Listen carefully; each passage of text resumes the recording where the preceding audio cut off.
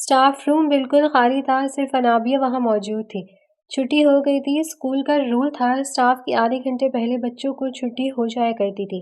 باقی کا آدھا گھنٹہ میٹنگز یا اسٹاف کے ضروری کام وغیرہ نمٹانے کے لیے مختص تھا۔ اس کی کلاس 20 منٹ پہلے جا چکی تھی۔ وہ ڈرائیور کا انتظار کر رہی تھی۔ 10 ماہ ہو چکے تھے انابیہ کو اسکول جوائن کیے، مگر وہ کسی سے بھی اتنی فالتو گفتگو نہیں کرتی تھی۔ اپنے کام سے کام رکھتی۔ پرنسپل اس سے کافی خوش تھی۔ فیضان ایک شیطان صفت انسان تھا جو 10 ماہ سے اس کے نوخیز حسن پر آنکھ رکھے ہوئے تھا۔ حالانکہ وہ اسکول میں کافی نیک صفت مشہور تھا، مگر پہلے دن سے انابیہ کو ایسا دل میں بس آیا کہ اسے پانے کو ہر طرح کا جال بچھانے لگا۔ اسے پرپوز کیا تو انابیہ نے یہ کہہ کر اسے تعلیمی پاکیزہ ادارے میں اس قسم کی چیزوں کی گن ابیل نہیں نکلتی۔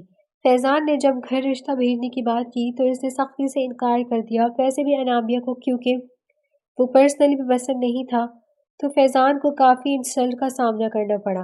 انابیہ نے سختی سے انکار کر دیا کہ وہ اس سے شادی نہیں کرے گی۔ اس بات کو 2 ماہ ہو چکے تھے۔ وہ اسٹاف روم تھی جو کچھ ہی دیر میں پیون اسے چائے دے کر گیا۔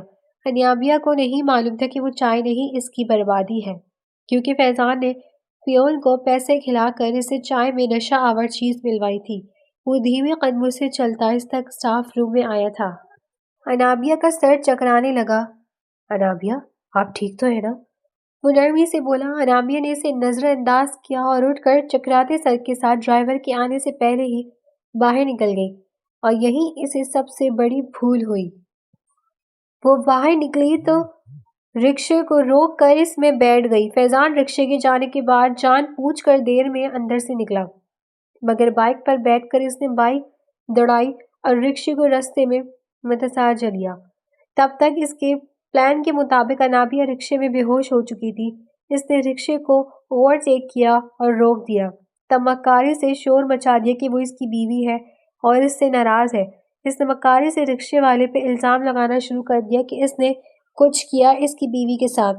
رکشے والا بزدل تھا، رکشے لے کر بھاگ کھڑا ہوا۔ فیضان انابیہ کو دوسرے رکشے میں ڈال کر اپنے گھر لے آیا۔ جانتا تھا آج گھر میں کوئی نہیں ہے۔ جب انابیہ کو ہوش آئے تو وہ پوری طرح برباد ہو چکی تھی، اور پاس ہی وہ درندہ کھڑا خباثت سے مسکرا رہا تھا۔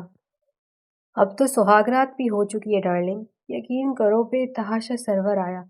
اب بتاؤ، اب بھی شادی سے انکار کرو گی؟ کیونکہ اب تک کوئی اور تمہارے اس لٹ چکے وجود پر تھوکے گا بھی نہیں۔ اس نے انتہائی حقارت اور مکروہ لہجے میں کہا۔ انابیہ گرتی پڑتی وہاں سے بمشکل نکلی۔ اب جینے کا کوئی فائدہ نہیں تھا، تبھی موت کو گلے لگانا بہتر سمجھا۔ اس کے بعد وہ کومے میں رہی، اور اب جب کہ ہوش میں آئی تھی تو تب بھی اس کے اندر جینے کی امنگ بالکل ختم ہو چکی تھی، مگر ابیل کی شفقت اور محبت نے اسے زندگی کی جانب آہستہ آہستہ کھینچ ہی لیا۔ وہ اپنے کمرے میں صوفے پر نیم دراز آنکھیں موندے لیٹا ہوا تھا۔ پورا کمرہ اندھیرے میں ڈوبا تھا۔ اس کی جدائی اسے پل پل اذیت دے دو چار کر رہی تھی۔ آج پورا 1 ماہ ہو گیا تھا انابیہ کو گھر واپس لوٹے، اور آن کو اپنے گھر گئے۔ اس دوران اس نے آن سے کسی قسم کا رابطہ کرنے کی کوشش ہرگز نہیں کی تھی۔ انابیہ کافی حد تک سنبھل گئی تھی۔ ابیل اس کا بے حد خیال رکھ رہا تھا۔ خود کو جان بوجھ کر کاموں میں بری طرح الجھانے اور مصروف کرنے کے باوجود اس دشمن جاں کا خیال ایک پل کے لیے بھی اس کے دل و دماغ سے نہیں نکل پاتا تھا۔ اب بھی وہ بس مسلسل اس کے بارے میں سوچ رہا تھا جب دروازے پر ہلکی سی دستک دے کر انابیہ کمرے میں داخل ہوئی۔ بھائی، ایسے اندھیرا کیوں کیا ہوا ہے؟ وہ پریشان ہو گئی اور آگے بڑھ کر لائٹ آن کی۔ ابیل جلدی سے اٹھ کر صوفے سے ٹیک لگا کر بیٹھا، آنکھوں میں در آنے والی نمی جلدی سے صاف کی۔ انابیہ جلدی سے اس تک پہنچی، مگر اکلوتے بھائی کی ایسی حالت دیکھ کر روح تک تڑپ اٹھی۔ نرم سرخ آنکھیں اور بے قرار وجود۔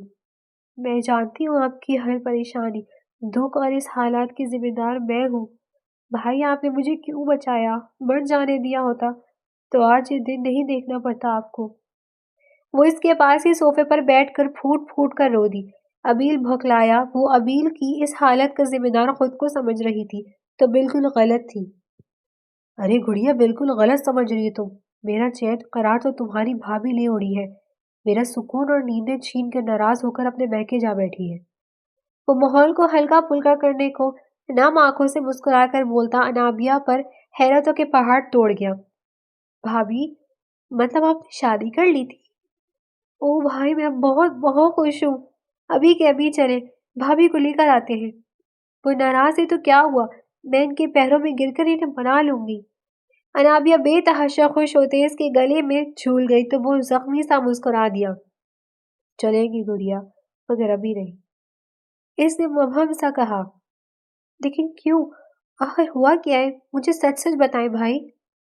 اس مضبوط اعصاب کے مالک شخص کے یوں شکستہ لہجے سے انابیہ کو بہت کچھ غلط ہونے کا احساس ہوا، تبھی پوچھ بیٹھی۔ کچھ نہیں گڑیا، پھر کبھی بتاؤں گا۔ ابھی نہیں، مجھے ابھی جاننا ہے۔ آپ بتاتے ہیں یا میں رفیق کاکا سے پوچھوں؟ انابیہ نے اس کی بات بیچ میں اچک کر دو ٹوک لہجہ اختیار کیا تو ابیل نے بے بسی سے اس کی جانب دیکھا، مگر پھر اس سے نگاہیں چرا کر اسے اپنے ظلم کی ایک ایک داستان سنائے گیا۔ انابیہ پھٹی پھٹی نگاہوں سے اس کی جانب دیکھے گئی۔ وہ مجھ سے خوف کھاتی ہے، نفرت کرتی ہے، کرنی بھی چاہیے۔ میں نے بالکل اچھا نہیں کیا اس کے ساتھ، مگر میں اب اپنے کیے کا ازالہ کرنا چاہتا ہوں، اس لیے اب وہی ہوگا جو وہ اور اس کے گھر والے چاہیں گے۔ بات کرتے کرتے ابیل نے انابیہ کو دیکھا، مگر اس کا سرخ بے یقین چہرہ دیکھ کر ابیل کا دل کیا ڈوب مرے، اس لیے نگاہیں چرا گیا۔ گڑیا، آئی ہیٹ یو بھائی، آئی ہیٹ یو۔ میرے ساتھ ایسا ہوا تو کیا میں نے آپ سے یہ کہا تھا کہ آپ بھی کسی کے ساتھ ایسا کریں؟ چلے آن بھابھی تو تھی ہی سرے سے بے قصور، اگر آپ اس درندے کی بہن کے ساتھ بھی ایسا کرتے تو میں آپ کو کبھی معاف نہ کرتی۔ آخر آپ مرد لوگ اپنی مردانگی کا ثبوت دیتے ہوئے ایک دوسرے سے انتقام کیوں لیتے ہیں؟ انتقام یا بدلہ لینے کے لیے بے قصور عورتوں کو ہی کیوں اپنے مظالم کی بھین چڑھاتے ہیں؟ I'm sorry گڑیا، ابیل کا سر شرمندگی سے جھکا تھا۔ I hate you، وہ چلا کر کہتے اپنے کمرے میں چلی گئی تھی۔ ابیل نے اذیت سے تڑپتے اپنا سر تھام لیا۔ وہ سوگوار سے اپنے کمرے میں بند تھی۔ سلمیٰ بیگم اس کے لیے کھانے کی ٹرے اٹھا کر اس کے کمرے میں آئی تھی۔ وہ ہنوز آنکھوں پر بازو رکھ کے بیڈ پر نیند دراز تھی۔ سلمیٰ بیگم اس کے پاس آ کر بیڈ پر بیٹھی تو اس نے آنکھوں سے بازو ہٹایا۔ کھانا کھا لو ہان، انہوں نے لاڈ سے کہا۔ مجھے زہر لا دے مما۔ یہ کیا بکواس ہے آن؟ صحیح تو ہے، میں پورے خاندان میں آپ کے لیے رسوائی اور بے عزتی کا سبب بن گئی ہوں۔ سب کہہ رہے ہیں کہ یہ کہاں منہ کالا کر کے آئی ہے نا مما؟ وہ کہتی بلک بلک کر روئی۔ ایسا کچھ نہیں ہے میری بچی، اور اگر ہے بھی تو ہمیں لوگوں کے کچھ بھی کہنے سے کوئی فرق نہیں پڑتا۔ میری گڑیا بہت بہادر ہے۔ بہادر نہیں ہوں میں مما، میں بہت بزدل ہوں۔ اگر ہوتی تو اس درندے سے خود کو بچا پاتی اور آپ لوگوں کے لیے رسوائی کا سبب نہ بنتی۔ مما مجھے زہر دے دے، اگر بہادر ہوتی تو پرسوں یہ پتا چلنے پر کہ اس درندے کی اولاد میری کھوک میں پل رہی ہے، اسی وقت اپنی کھوک اجاڑ دیتی۔ مما میں بہت بزدل ہوں، وہ کہتی، پھر پھوٹ پھوٹ کر رو دی۔ اس نے کھانا بھی نہیں کھایا اور اس کی اسی حالت کی ٹینشن اور شدید قسم کے ڈپریشن کا اثر تھا کہ اسی رات سلمیٰ بیگم کا بی پی شوٹ کر گیا۔ انہیں ہاسپٹل لے جایا گیا۔ تب عمار، اسما اور یوسف صاحب نے اسے بہت دیر تک سمجھایا کہ اگر وہ اپنی ماں کی زندگی چاہتی ہے تو اس میز سے باہر نکل کر بالکل نارمل ہو جائے، یہ سوچے کہ کچھ ہوا ہی نہیں۔ اور پھر اس نے بھی ٹھان لیا کہ وہ اس منحوس وقت کو بھلا کر اپنوں کے لیے اس میز سے باہر آئے گی۔ یہ وہ خون کے رشتے تھے جنہوں نے اس تنہائی میں کٹھن وقت میں اس کا ساتھ دیا تھا، اسے پلکوں پر بٹھا کر سہارا دیا۔ اسے اس دنیا میں اپنی ماں سے بڑھ کر کوئی بھی چیز عزیز نہیں تھی، اپنا وجود بھی نہیں، اس لیے وہ سب کچھ بھلا کر ان کی جانب متوجہ ہو گئی۔ ان کے گھر آنے سے پہلے اس نے سب سے پہلے اپنا حولیہ درست کیا تھا، اور اب وہ دھیرے دھیرے سے ان کے کمرے میں ان کے بیڈ پر بیٹھی انہیں باؤل میں سے سوپ پلا رہی تھی۔ سب وہی موجود تھے۔ اگر آپ کو یہ لگتا ہے کہ آپ یوں بستر پر پڑھ کر مجھے اس گھر کے کام کاج پر لگا دیں گی تو یہ آپ کی بہت بڑی غلط فہمی ہے مما، کیونکہ میں آپ کی نکمی بیٹی تھی، نکمی بیٹی ہوں اور نکمی بیٹی ہی رہوں گی۔ آن نے پہلے کی طرح کیوٹ سا منہ بناتے بے نیازی سے کندھے جھکائے۔ سب متبسم ہوئے جبکہ سلمیٰ بیگم نے سرخوشی اور حیرانی سے اپنی لاڈلی کو دیکھا۔ ماما آپ آرام کریں، اس نکمی کو تو میں سیدھا کروں گا۔ اماں نے اسے پھر سے چھیڑا۔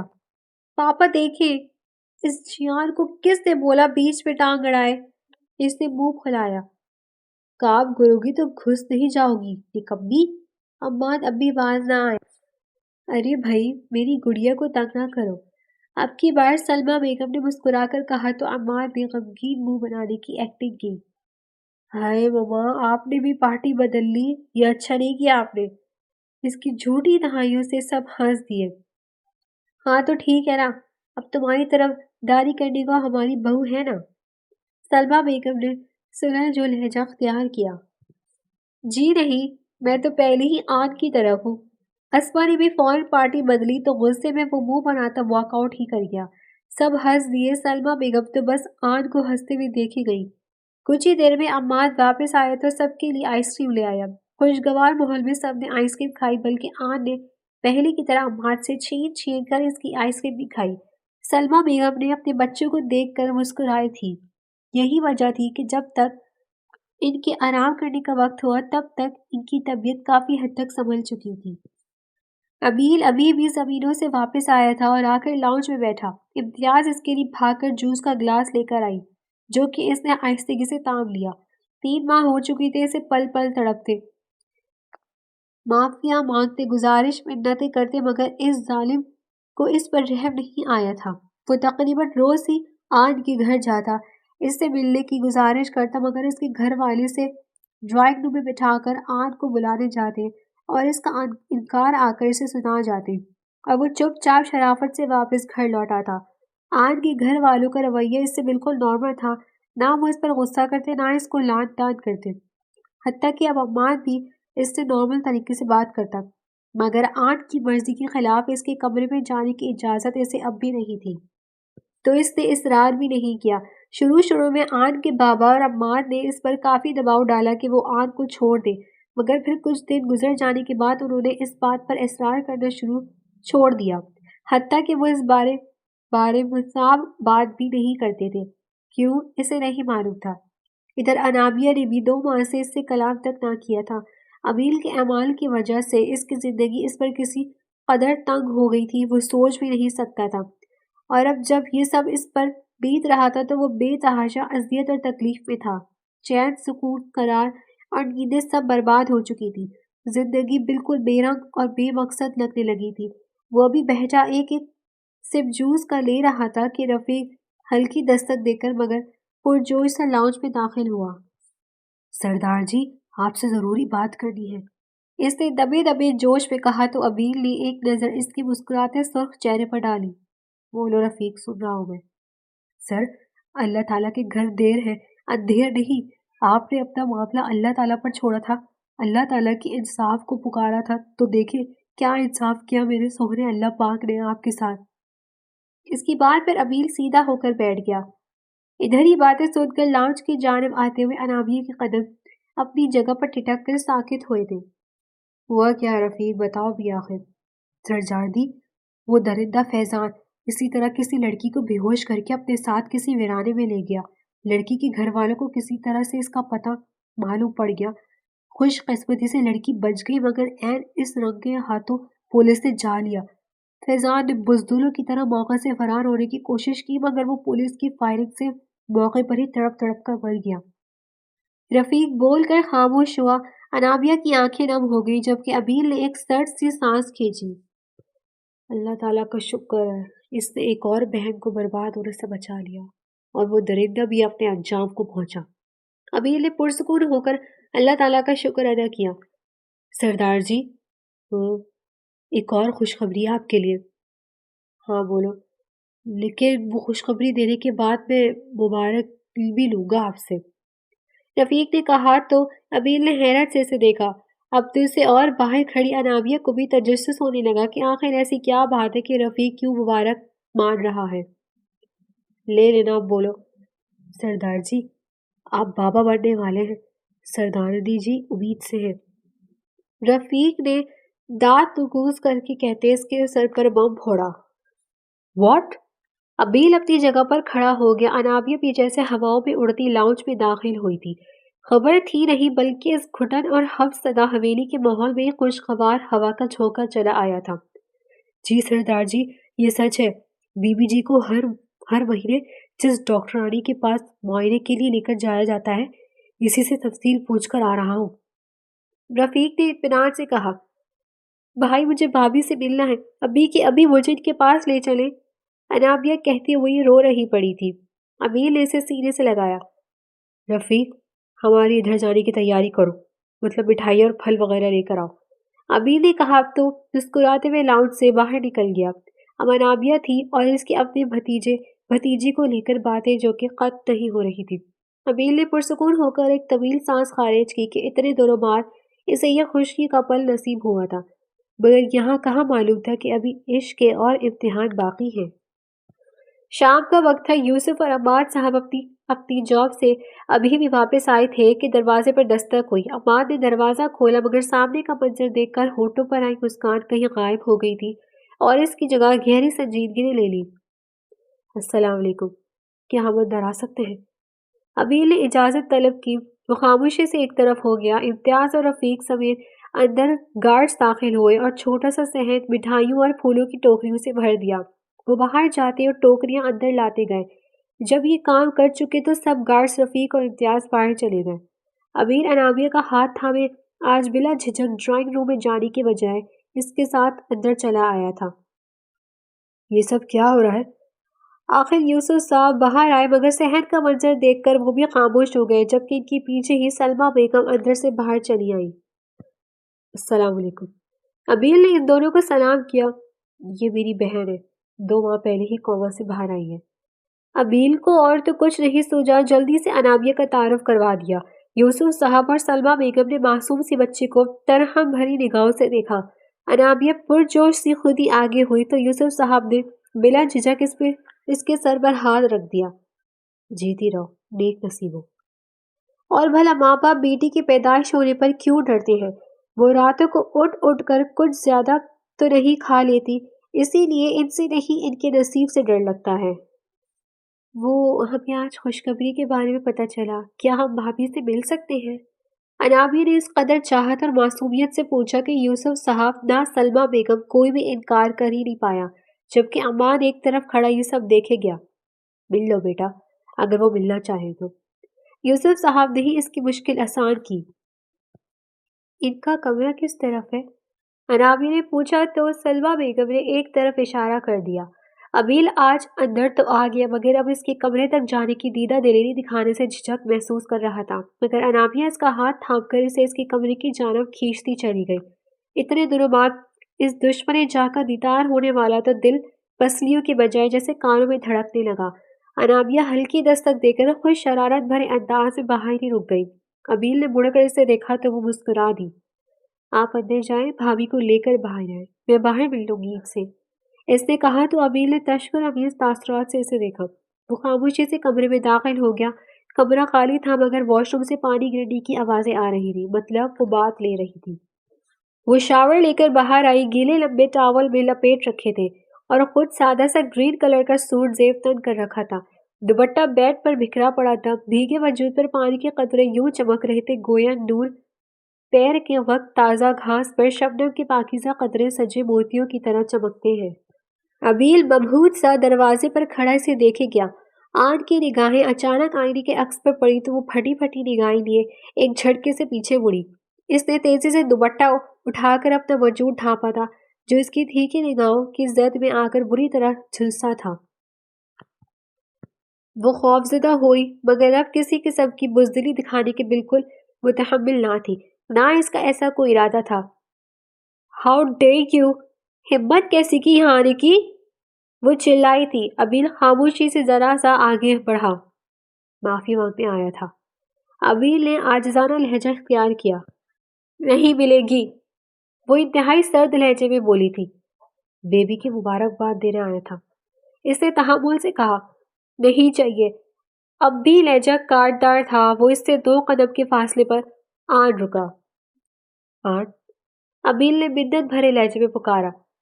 ابیل اپنی پوری کوشش کر رہا تھا کہ ابھی اس کی جانب دیکھنے سے گریز ہی کرے مگر جب اس کے منہ سے کچھ ناپسندیدہ الفاظ سنے تو اس نے بہت اچانک سرد سی نگاہیں اس کی جانب اٹھائیں۔ یہ اچانک ہونے والا عمل تھا جو ابیل سے انجانے میں سرزد ہوا۔ تمہاری ہمت کیس؟ آن حسب معمول ان نگاہوں سے گھبرائی اور فوراً خاموش بھی ہو گئی۔ آپ کی ہمت کیسے ہوئی یہاں آنے کی؟ وہ اب کی بار خود کو سنبھال کر دوبارہ چلائی تھی، مگر اب کی بار ابیل کے گداس لبوں پر ایک خوبصورت مسکراہٹ مچل گئی۔ اس نے سر نیچے جھکا کر دانتوں تلے لب دبایا۔ خوشخبری کا سن کر مجھے انابیہ یہاں لائی۔ ابیل نے نرمی سے کہا۔ وہ غصے سے مٹھیاں بھیج کر اس کی جانب دیکھی گئی۔ انابیہ میری بہن اور تمہاری اکلوتی نند، ابھی 2 ماہ پہلے ہی کوما سے باہر آئی ہے۔ گڈ نیوز کا سن کر رہا نہ گیا تو ہم یہاں چلے آئے۔ مجھے کسی سے بھی نہیں ملنا، آپ کے حوالے سے تو کسی سے کوئی رشتہ ہو ہی نہیں سکتا میرا، اس لیے ابھی کے ابھی یہاں سے چلے جائیں آپ تو بہتر ہوگا۔ وہ اب کی بار پھر غرائی تھی۔ آن پلیز مجھے معاف کر دو، اس سمے انابیہ کا کوئی قصور نہیں تھا، پلیز اس سے تو مل لو۔ قصور تو میرا بھی بالکل نہیں تھا مسٹر سردار ابیل جہانگیر، مگر میں نے بھگتا ہے، اس لیے مجھے کسی کی کوئی پرواہ نہیں، نہ کسی سے کوئی سروکار ہے۔ وہ ایک ایک لفظ چبا چبا کر بولی۔ آن وہ سب ہمارے نصیب میں تھا۔ سوچو اس دن تم پارلر کیوں گئی، اسی پارلر میں وہ دوسری لڑکی کیوں آئی، اسی دن ہی تمہارے بھائی کی شادی کیوں تھی، تم تو گھر سے باہر بھی نہیں جاتی تھی نا، تو اسی دن تمہارا پارلر میں جانا کیوں اتنا ضروری تھا۔ وہ 2 قدم کا فاصلہ بھی بٹھا کر اس کے قریب آیا، بے قراری سے اس کے بازو تھامے، نم آنکھیں لیے اس کی آنکھوں میں جھانکا۔ ہاتھ مت لگائے مجھے، وہ بری طرح اس کے ہاتھ چھٹکتی ہوئی چلائی۔ نہیں لگا رہا، بس انابیہ سے مل لو۔ نہیں ملنا مجھے کسی سے، میں آپ کی شکل بھی نہیں دیکھنا چاہتی، سن لیا آپ نے، اب آپ جا سکتے ہیں یہاں سے۔ وہ دانت پیس کر بولی۔ امیر اس کی جانب دیکھے گیا۔ اوکے چلا جا تو، سٹریس مت لو، تمہارے بچے کے لیے ٹھیک نہیں۔ خبردار، اس بچے کی بات تو کرنا ہی مت، یہ صرف میرا بچہ ہے، اور اس کی پیدائش کے بعد میں خلا لے کر پوری طرح اس رشتے کو اپنے پیروں تلے کچل دوں گی۔ آئی بات سمجھ میں؟ وہ ابھی چلا ہی رہی تھی جب انابیہ اس کی چیخ و پکار سن کر کمرے میں چلی آئی۔ بھابھی، انابیہ نے پکارا تو آن اس کی جانب متوجہ ہوئی۔ انابیہ نے لپک کر اسے لپٹنا چاہا مگر آن نے ہاتھ اٹھا کر اسے دور ہی روک دیا اور نفرت سے اسے بھی گھورا۔ بھابھی پلیز بھائی کو معاف کر دے، یہ سب غلط فہمی میں ہوا، میں جانتی ہوں بالکل غلط، تم وہی ہو نا جس کی بربادی کا بدلہ تمہارے بزدل بھائی نے مجھ سے لیا۔ آن نے اسی کی بات بیچ میں ہی اچک کر اسے شرربار نگاہوں سے گھورا۔ میں تم سے پوچھتی ہوں کیا تم اپنے مجرم کو معاف کر سکتی ہو؟ آن نے اس کی تمام ذات ہیر دیے۔ ابیل کا چہرہ شدت سے ضبط سے سرخ پڑ گیا، اس نے سختی سے مٹھیاں اور جبڑے بھیجے ہوئے تھے۔ میرے مجرم نے مجھ سے نکاح کر کے مجھے عزت نہیں دی تھی بھابھی، انابیہ نے آہستگی سے کہا۔ وہ نکاح باطل تھا، یہ تو تم اچھی طرح جانتی ہوگی نا۔ آن کسی صورت انہیں کہیں سے گن ابیل دینے والی نہیں تھی۔ پوری طرح نہیں تھا، شاید یہ بات آپ کے علم میں نہ ہو یا اس وقت آپ ٹینشن میں تھی، آپ غور نہ کر پائی ہو۔ نکاح میں آپ کے سگے ماموں نے آپ کے ولی کے طور پر اس نکاح کی اجازت دی تھی۔ آپ کے کڈنیپنگ کے 10 سے 12 گھنٹے بعد نکاح ہوا تھا، تب رفیق پارلر کے قریب سے آپ کے ماموں کو زبردستی اپنے ساتھ لے آیا تھا۔ وہ پارلر کے آس پاس آپ کے بارے میں پوچھتے پھر رہے تھے، تب پتہ چلا کہ وہ آپ کے ماموں ہیں۔ تب بائی یہ ہرگز نہیں جانتی تھی کہ آپ کا یا آپ کے ماموں کا تعلق میرے مجرم سے نہیں ہے۔ وہ مان نہیں رہے تھے مگر جب بھائی نے انہیں کسی بھی طرح راضی کر لیا تو انہوں نے اس نکاح کی اجازت دی تھی۔ دلہن کی جانب سے انہوں نے گواہ کے طور پر سائن بھی کیے تھے۔ اب تک بھائی نے اس لیے کسی کو کچھ نہیں بتایا کہ مزید آپ کے خاندان میں کوئی چپلقش نہ ہو۔ بھائی یہی چاہتے تھے کہ نکاح پوری طرح قانونی اور اسلامی طریقے سے ہو۔ اس وقت بھائی نے آپ کے سامنے نکاح کی شرط رکھی تو کہیں نہ کہیں آپ نے بھی دلی آمادگی سے یہ نکاح قبول کیا تھا۔ انابیہ اسے نرمی سے سمجھائی گئی۔ وہ حیرت سے بے یقینی سے انہیں دیکھے گئی۔ بہت خوب، آپ کی بہن تو جھوٹ بولنے اور فریب دینے میں آپ سے بھی 2 ہاتھ آگے نکلی۔ اب یہ کون سا نیا کھیل کھیلنا چاہتے ہو تم لوگ میرے ساتھ؟ آن نے حقارت سے کہا تو انابیہ کا خفت و دکھ سے چہرہ سرخ پڑ گیا، جبکہ آنکھوں سے آنسو جھلک پڑے۔ آن، ابیل نے اسے ٹوکنا چاہا۔ کیوں، برا لگا؟ میں دکھی ہے تو برداشت نہیں ہو رہا، جب مجھ سے غیر انسانی سلوک کرتے رہے تب آپ کی انسانیت کیوں نہیں جاگی؟ جبکہ تم دونوں بہن بھائی اسی سلوک کے حقدار ہو۔ اب جاؤ میرے گھر سے یا میں دھکے دے کر یہاں سے نکالوں آپ لوگوں کو۔ اس نے دوبارہ غرا کر کہا۔ اب کی بار ابیل نے بجھے دل اور شکستگی سے انابیہ کا بازو تھاما، اسے روتے ہوئی کو اپنے گلے لگایا۔ وہ اپنی اتنی بے عزتی پر بہت بری طرح رو رہی تھی۔ جبکہ سارے معاملے میں وہ بھی اتنی ہی بے قصور تھی جتنی کہ آنت خود۔ چلو رابعہ یہاں سے۔ ابیر اسے ساتھ لی کمرے سے چپ چاپ کچھ بھی کہے بغیر باہر نکل گیا۔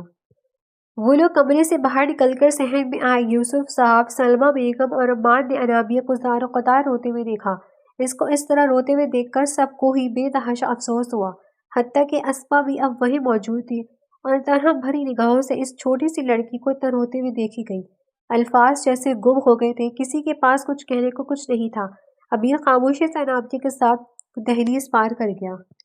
رات تک اس کی حالت بہت زیادہ بگڑ گئی تھی۔ ابھی تو کوما سے باہر آئی تھی، پھر اس قدر ڈپریشن میں چلے جانے کا نتیجہ تھا کہ وہ نیم بے ہوش ہو چکی تھی۔ انابیہ، کیا ہوا ہے؟ ابیر بہت بری طرح گھبرایا تھا۔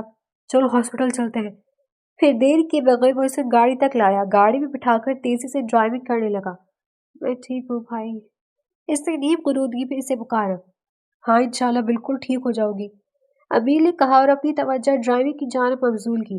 ابھی آدھا رستہ گزرا تھا کہ اسے عماد سڑک پر اپنی بیگم کے ہمراہ پریشان حال کھڑا دکھائی دیا۔ ابیر نے اپنی پراڈو اس کے پاس آ کر روکی۔ کیا بات ہے؟ کچھ پریشان لگ رہا ہے، میں کوئی ہیلپ کر سکتا ہوں؟ ابیر نے بے تاثر نارمل لہجے میں پوچھا۔ اسماء کی طبیعت بہت خراب ہے، ہاسپٹل لے جا رہا تھا کہ بیچ راستے گاڑی خراب ہو گئی ہے اور کوئی گاڑی یا ٹیکسی بھی نہیں مل رہی، اوپر سے فون بھی ڈیڈ ہے میرا۔ عماد نے بھی نارمل انداز میں اسے اپنی مشکل بتا دی۔ سچ تو یہ تھا کہ وہ جتنا پریشان تھا، اس سے اس وقت یہاں اس کی موجودگی سے کافی راحت محسوس ہوئی تھی۔ اوپر سے لمحہ بلمحہ اسماء کی خراب ہوتی طبیعت جو 3 منتھ پریگننٹ تھی۔ آئیے میں لے چلوں، ہم ہاسپٹل ہی جا رہے ہیں، ابیر نے کہا تو عماد خاموشی سے اسماء کو لیے پچھلی سیٹ پر بیٹھ گیا۔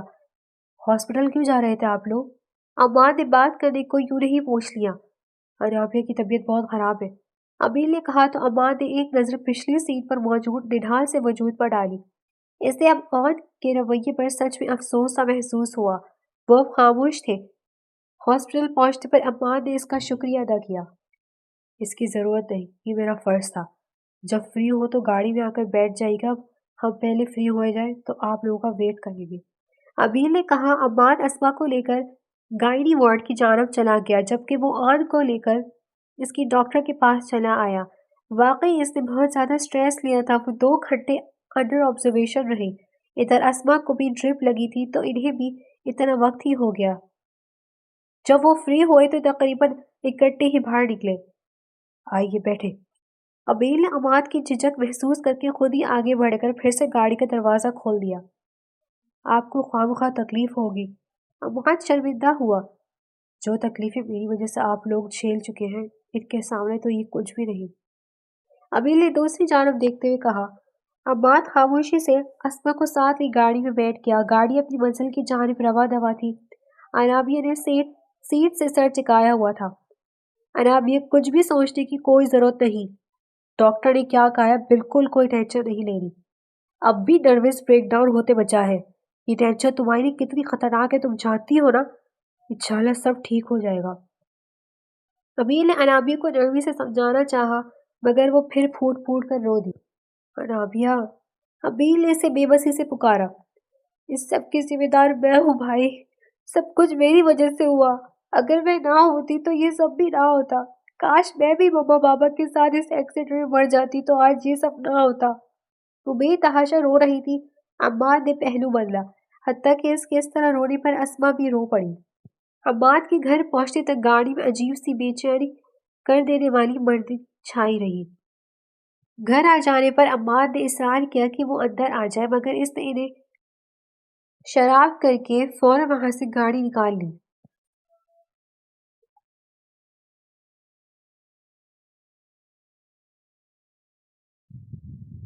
یوسف صاحب، سلمیٰ بیگم اور آن اس وقت صحن میں موجود تھے۔ وہ بے قراری سے ادھر چکر لگا رہی تھی۔ سلمیٰ بیگم درود پاک پڑھ رہی تھی۔ رات کے وقت اچانک اسماء کی طبیعت بہت زیادہ خراب ہوئی تھی تو عماد اسے لے کر ہاسپٹل گیا تھا، مگر اب 3-4 گھنٹے گزر جانے کے بعد رات کے 2 بج چکے تھے اور اس کا کہیں اتا پتہ نہیں تھا، حتیٰ کہ فون بھی بج جا رہا تھا۔ اب تو ان سب کا پریشانی سے برا حال تھا، مگر اللہ تعالیٰ کا شکر ادا کیا کہ باہر گاڑی تک کی آواز آئی تھی۔ میں دیکھتا ہوں، یوسف صاحب باہر کی جانب لپکے سچ چکر کے چند لمحوں کے بعد ہی عماد اور اسما اندر آئی دکھائی دیے۔ عماد کہاں رہ گئے تھے؟ جانتے ہو کس قدر پریشان تھے ہم لوگ، کیسے کیسے وسوسے دل کو ہلا رہے تھے۔ سلمہ بیگم نے اٹھ کر چڑا چڑ اس قول اسما کا چہرہ چوم ڈالا۔ تب عماد نے انہیں ساری تفصیل بتائی کہ کس طرح ان کی گاڑی بیچ رستے میں خراب ہو گئی اور وہ کیسے ہاسپٹل سے اپنے گھر پہنچے۔ کون تھا وہ نیک انسان جس نے اتنی مدد کی تمہاری؟ اللہ تعالیٰ اس کا بھلا کرے، نیک نصیب ہو۔ سلمہ بیگم نے دل سے دعا دی۔ ابیل تھا ماما، وہ اپنی بہن کو لے کر ہاسپٹل ہی جا رہا تھا۔ عماد نے سادگی سے بتایا تو سب چونک گئے۔ اسما اداس سی اپنے کمرے میں چلی گئی۔ ارے کیا ہوا تھا اس بچی کو؟ دیوے تو اچھی بھلی مسکرائی ہوئی یہاں آئی تھی۔ سلمہ بیگم کو حقیقتاً دکھ ہوا۔ شاید ڈپریشن کی وجہ سے نروس بریک ڈاؤن ہونے والا تھا۔ وقت پر ابھی نے اسے ہاسپٹل لے گیا تو بچت ہو گئی۔ عماد کے لہجے میں بھی افسوس تھا۔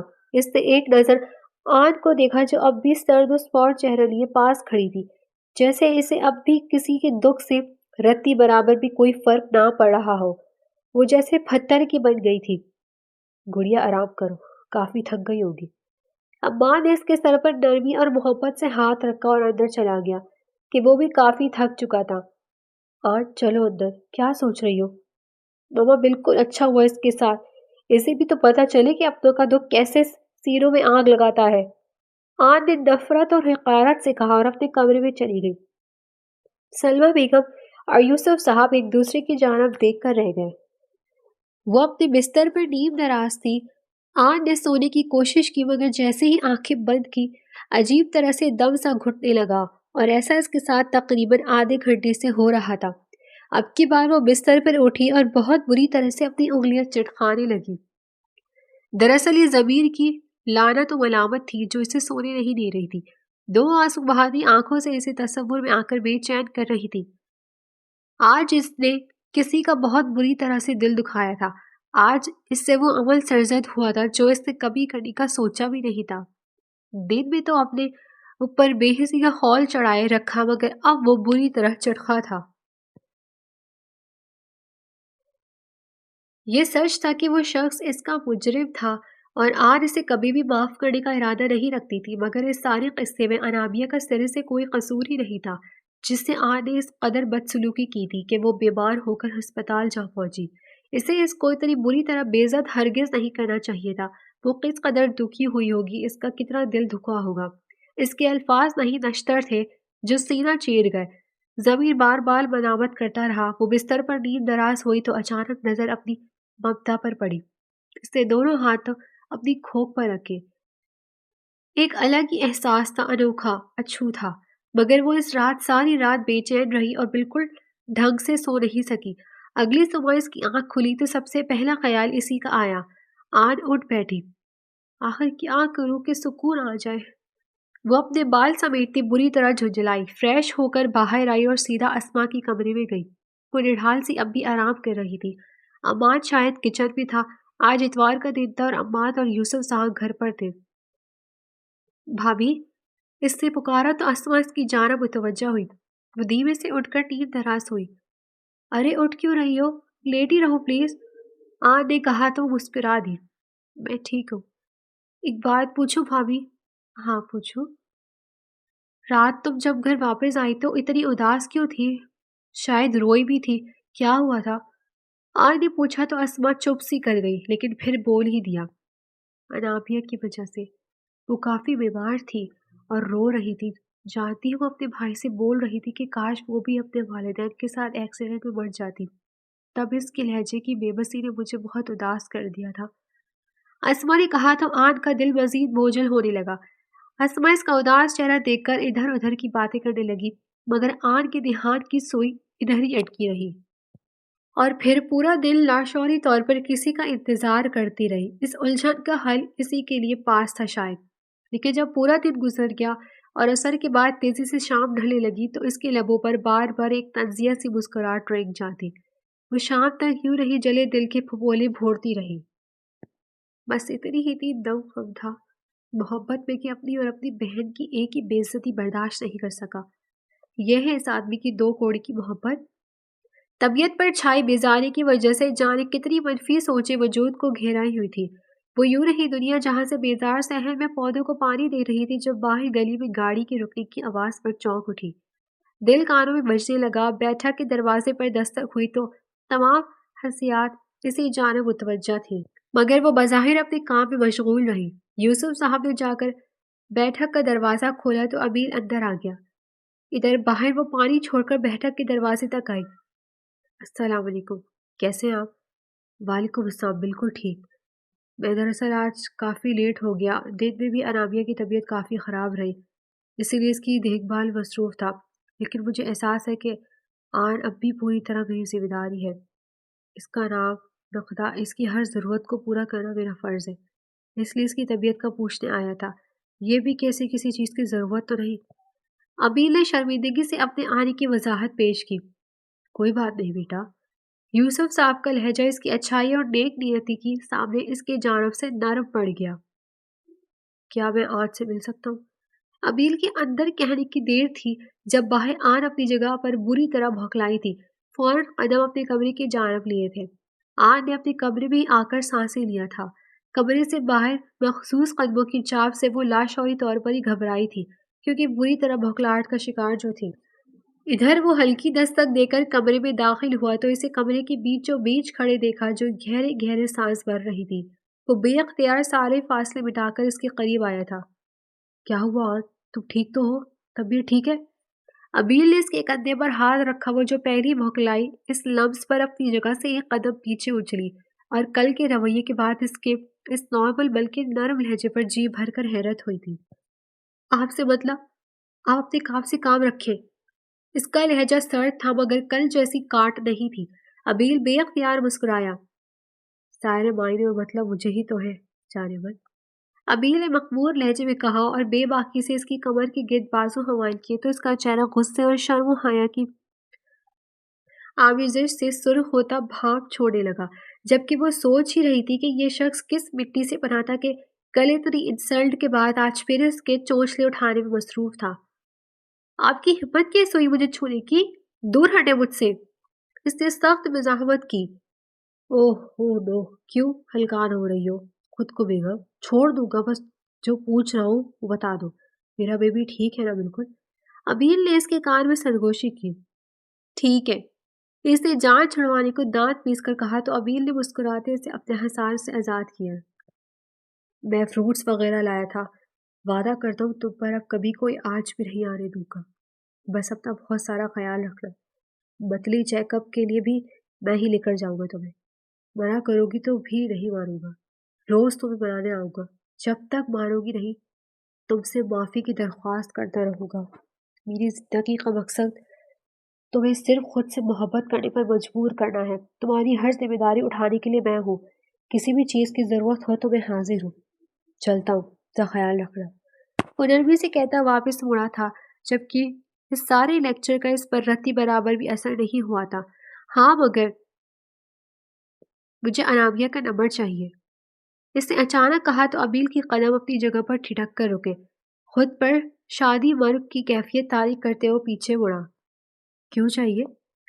جوز جذبات میں انتہائی احمقانہ سوال پوچھا تھا۔ بتانا ضروری نہیں سمجھتی؟ اس نے بھی حساب بے باک کیا۔ انابیہ کے بھائی کا نہیں چاہیے؟ اس نے چھیڑا۔ نہیں، پکار دار لہجے میں بولی تو وہ کھل کر ہنس دیا۔ ابیل نے اپنے فون سے اس کے نمبر پر انابیہ کا نمبر سینڈ کر دیا۔ وہ وہیں جمع کھڑا رہا تو آن نے ٹھیکے چتوروں سے اسے گھورا۔ اب تشریف لے جا سکتے ہیں آپ، آن نے کہا، مگر وہ تیزی سے اس تک آیا۔ اس کا چہرہ ہاتھوں کے پیالے بھر کر ایک شدت بھرا تپش لمس اس کے ماتھے پر چھوڑا۔ اس سے پہلے وہ کوئی مزاحمت کرتی، ابیل نے اس کی نرم و گداز گالوں کو اپنے لب سے بھوجل کر دیا۔ اس کے حرف بھرے لمس کا اعجاز تھا کہ اس کے عارض لال ٹماٹر ہو دہکنے لگے۔ یہ کارنامہ سر انجام دے کر فوراً وہاں سے کھسکا تھا۔ آج جو صدمے سے سکتے کسی کیفیت میں تھی، ہوش میں آ کر اسے زیر لب کافی معتبر القابات سے نوازا۔ انابیہ اپنے کمرے میں مغرب ادا کر رہی تھی جب امتیاز ہلکی دستک دے کر کمرے میں داخل ہوئی۔ انابیہ بیبی، کوئی مہمان آئے ہیں، بول رہے ہیں سردار جی سے ملنا ہے۔ تو انہیں کہا وہ گھر پر نہیں ہے۔ بولا ہے جی، کہتے ہیں انتظار کریں گے، ملے بغیر نہیں جائیں گے۔ ایسا کون ہے؟ پتہ نہیں، کہتے ہیں امریکہ سے آئے ہیں۔ اچھا، میں خود دیکھتی ہوں۔ انابیہ اپنی جگہ سے اٹھی اور آہستگی سے ڈرائنگ روم کی جانب آئی۔ ہلکی پیلے سوٹ پر سفید چادر دوپٹہ حجاب سٹائل میں لیے وہ ڈرائنگ روم میں داخل ہوئی۔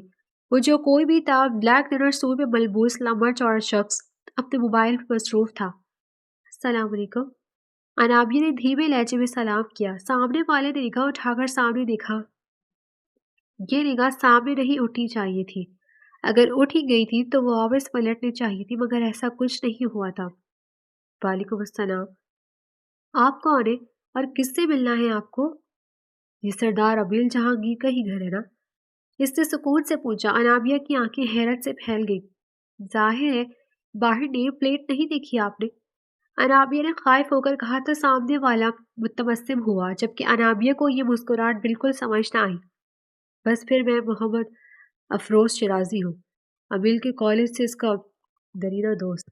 امریکہ میں تھا، کل ہی واپس آیا تو اس سے سرپرائز دینے کے چکر میں ملنے چلا آیا، مگر یہاں تو آ کر میں خود ہی سرپرائزڈ ہو گیا ہوں، وہ نرمی سے کہتا بولے گیا، جبکہ اس کے آخری الفاظ انابیہ کے سر سے گزر گئے۔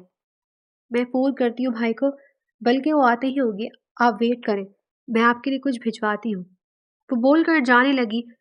سنیں، اس نے پکارا۔ جی؟ نام کیا ہے آپ کا؟ جی؟ نام پوچھا ہے میں نے، کوئی اتنا مشکل سوال نہیں پوچھا۔ افروز نے لاپرواہی سے کہا، میں اجنبی کو اپنا نام نہیں بتاتی۔ وہ اس کی یوں بے تکلف ہونے پر تلملائی۔ میں اجنبی نہیں ہوں۔ اس نے پھر اس کی جانب دیکھا۔ انابیہ تیزی سے اندر بھاگ گئی۔ دو گہری نگاہوں نے اس کا دور تک پیچھا کیا۔ اسے کچھ ہی دیر گزری تھی انتظار کرتے جب ابیل واپس حویلی چلا آیا۔ وہ کافی دیر سے آپس میں بغلگیر تھے۔ کیسے ہو؟ ابیل نے اس کے سینے پر گھونسا رسید کیا۔ بالکل ٹھیک، تم تو منظر سے ہی یوں غائب ہوئے کہ دوبارہ تمہاری شکل دیکھنے کو ترس گیا تھا میں۔ ابیل نے اس سے شکوہ کیا۔ بس امریکہ میں ہی جاب تھی تو امی ابا کے ساتھ ادھر ہی سیٹل ہو گیا، لیکن اب میری شکل نظر آتی نہیں گی تمہیں۔ وہ بول کر خود ہی مسکرا دیا۔ اور مجھے لگا یہ کہو گے تمہاری بھابھی اور بال بچوں کے ساتھ سیٹل ہو گیا تھا۔ کہاں یار، 4 بہنوں کی ذمہ داریاں، امی کی کینسر کا علاج، بہت ذمہ داریاں تھی کندھوں پر۔ امی نے تو سر توڑ کوشش کی کہ میں شادی کر لوں، مگر اپنی ذمہ داریاں پوری کرنے سے پہلے میں اپنے لیے قدم ہرگز نہیں اٹھانا چاہتا تھا۔ دوسرا کوئی اس دل کو اس قدر بھائی ہی نہیں کہ اپنے مقاصد کو پشے پش ڈال کر بس اس کا ہاتھ تھامنے کی جلدی مچاتا۔ افروز نے سادگی سے کہا۔ اور اب کیا ارادے ہیں محترم کے؟ ابیل مسکرا دیا۔ اب اپنے تمام بھرائی سے سب کو دوش ہو چکا ہوں۔ امی بالکل ٹھیک ہے اور ماشاءاللہ امریکہ جانے سے پہلے ابا کے ساتھ حج بھی کرائی ہے۔ کسی کام سے یہاں آیا تو امی نے ایک لسٹ تھما کر بھیجا کہ امی اور ابا کے خاندان میں سے جو پسند ہو اسے بہو بنا کر ہی امریکہ قدم رکھوں۔ اب تو کافی عرصے سے اس کی تلاش تھی جو دل کو بھائی جائے۔ افروز کے لبوں سے مسکراہٹ جدا نہیں ہو پا رہی تھی۔ مطلب تلاش پوری ہو چکی ہے؟ ابیل نے اس کے فقیر سے من پسند لفظ اچک لیا تو وہ بھی ہنس دیا۔ اب تک اتنے ہی ذہین ہو جتنے پہلے ہوا کرتے تھے۔ تمہیں کوئی شک؟ اور اب میری تعریفوں کے پل باندھ کر بات کو گھماؤ مت، سیدھی طرح بتاؤ کہ کس کو پسند کرتے ہو کیا؟ ابیل کے لہجے میں حسرت ہی حسرت تھی۔ کاش سب کچھ برباد ہونے سے پہلے اتنا مخلص انسان اس سے ملنا ہوتا، مگر اب بہت دیر ہو چکی تھی۔ میں گھما پھرا کر بات نہیں کرنا چاہتا ابیل، اگر امی ابو یہاں ہوتے تو بات کرتے۔ ابھی تمہاری چھوٹی ہمشیرہ سے دعا سلام ہوئی۔ مجھے لگتا ہے ایک عرصے کی تلاش پوری ہو گئی ہے۔ میں جلد از جلد انہیں اپنی زوجیت میں لینا چاہتا ہوں۔ افروز نے بول کر ابیل کے پیروں تلے سے زمین کھینچی۔ وقت جیسے پر لگا کر اڑ گیا۔ اسما کی بہت زیادہ طبیعت خراب تھی اور اسے ہاسپٹل لے جایا جا رہا تھا۔ سب بے تحاشا پریشان تھے۔ ابیل ڈرائیونگ سیٹ پر بیٹھا تھا، جبکہ عماد اور سلمہ بیگم اسما کو تھام کر گاڑی تک لے جا رہی تھی۔ میں بھی ساتھ چلوں گی، بے حال ہوتے آن نے ضد کی، جس کی خود کی طبیعت انتہائی حساس اور نازک موڑ پر تھی۔ کسی بھی وقت آ سکتا تھا۔ بھابھی ضد مت کرو، خود کی طبیعت ٹھیک نہیں، چلو اندر۔ انابیہ نے اس کا بازو تھاما اور اندر کی جانب چل پڑی۔ کتنی مرتبہ کہا آپ ہی کہ مجھے بھابھی مت بولا کرے۔ اس نے بیزار سی شکل بنائی۔ 6 ماہ کا بھی عرصہ گزر جانے کے بعد اس کی اس سے نفرت میں رتی برابر بھی فرق نہیں پڑا تھا۔ آج بھی وہ شخص اور اس کی جنونی محبت اس کے لیے نامعتبر ٹھہرے تھے۔ 6 ماہ سے وہ روز اس کے پاس آتا، اس سے معافی مانگتا، اس کا ماتھا چومتا اور چلا جاتا، مگر وہ اب بھی اس سے اتنی ہی بیزار تھی جتنی کہ پہلے۔ ہاں، مگر وہ انابیہ پر اعتبار کرتی تھی۔ انابیہ نے ان 6 ماہ میں جو تحمل مزاجی سے اس سے دیکھ بھال کی تھی، وہ تعریف کے قابل تھی۔ اچھا نہیں کہتی، لیٹ جاؤ، اب آرام کرو، انابیہ نے نرمی سے کہا اور اسے بیڈ پر نیم دراز کیا، مگر ابھی کچھ دیر ہی گزری تھی کہ آن کی دل خراش چیخوں سے پورا گھر گونج اٹھا۔